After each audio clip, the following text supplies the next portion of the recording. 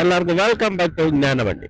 So Covid ಆದ್ಮೇಲೆ ಎಲ್ಲಾರ್ಗು health conscious ತುಂಬಾ ಅಂದ್ರೆ ತುಂಬಾನೇ ಜಾಸ್ತಿ ಆಗೋಗಿದೆ. ಎಲ್ಲಾರು ಡಯಟ್ ಪ್ಲಾನ್ಸ್, ಆರ್ಗ್ಯಾನಿಕ್ ಏನೇನೆಲ್ಲ ಮೇಂಟೈನ್ ಮಾಡ್ತಾ ಗೊತ್ತಾ. ನನಗಂತೂ ತಲೆನೇ ಕೆಟ್ಟೋಯ್ತು. ಯಾವ ತರ ಡಯಟ್ ಮೇಂಟೈನ್ ಮಾಡ್ಬೇಕು, ಯಾವ ತರ ಫುಡ್ ರೋಟೀನ್ ಮೇಂಟೈನ್ ಮಾಡ್ಬೇಕು. ಒಬ್ಬೊಬ್ರು ಒಂದೊಂದು ಹೇಳ್ತಾರೆ. ಆನ್ಲೈನ್ ಅಲ್ಲಿ ನೋಡಿದ್ರಂತೂ ತಲೆನೇ ಕೆಟ್ಟೋಗುತ್ತೆ ಯಾರಲ್ಲಿ ಫಾಲೋ ಮಾಡ. ಆದ್ರೆ ಯಾಕೆ ಡಯಟ್ ಅಂದ್ರೆ ರಿಯಲ್ ಡಯಟ್ ಯಾವ ತರ ಇರುತ್ತೆ?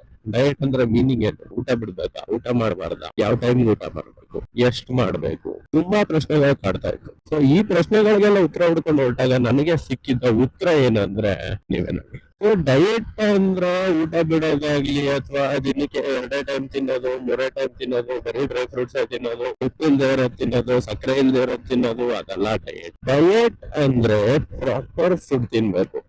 ನೀವು ಮನೇಲಿರೋ ಫುಡ್ ನ ಅಥವಾ ನಿಮ್ ಮನೇಲಿ ಏನ್ ಪ್ರಿಪೇರ್ ಮಾಡ್ತಾರೆ, ಹೋಮ್ ಮಾಡೋ ಫುಡ್, ಅದ್ರಲ್ಲಿ ಎಲ್ಲಾ ಇರ್ಬೇಕು. ಉಪ್ಪು ಇರ್ಬೇಕು, ಖಾರ ಇರ್ಬೇಕು, ಹುಳಿ ಇರ್ಬೇಕು, ಸ್ವೀಟ್ ಇರ್ಬೇಕು, ಬಟ್ ಲಿಮಿಟ್ ಆಗಿ. ಯಾವ್ದು ಜಾಸ್ತಿ ಆಗ್ಬಾರ್ದು, ಯಾವ್ದು ಕಡಿಮೆ ಆಗ್ಬಾರ್ದು.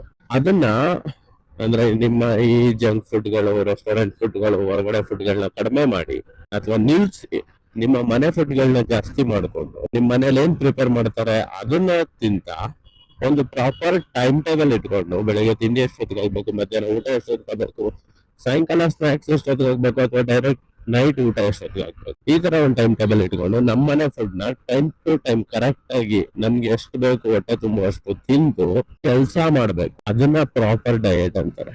ಓಡಾಡ್ದವ್ರೆ ಒಂದೇ ಜಾಗದಲ್ಲಿ ಕುತ್ಕೊಂಡು ಮಾಡೋ ಕೆಲ್ಸಗಳನ್ನ ಕಡಿಮೆ ಮಾಡಿ ಓಡಾಡ್ಕೊಂಡು ಕೆಲಸ ಮಾಡಿ ಆಟೋಮೆಟಿಕ್ ಆಗಿ ನಿಮ್ ಹೆಲ್ತ್ ನಿಮ್ ಕೈಯಲ್ಲಿರುತ್ತೆ.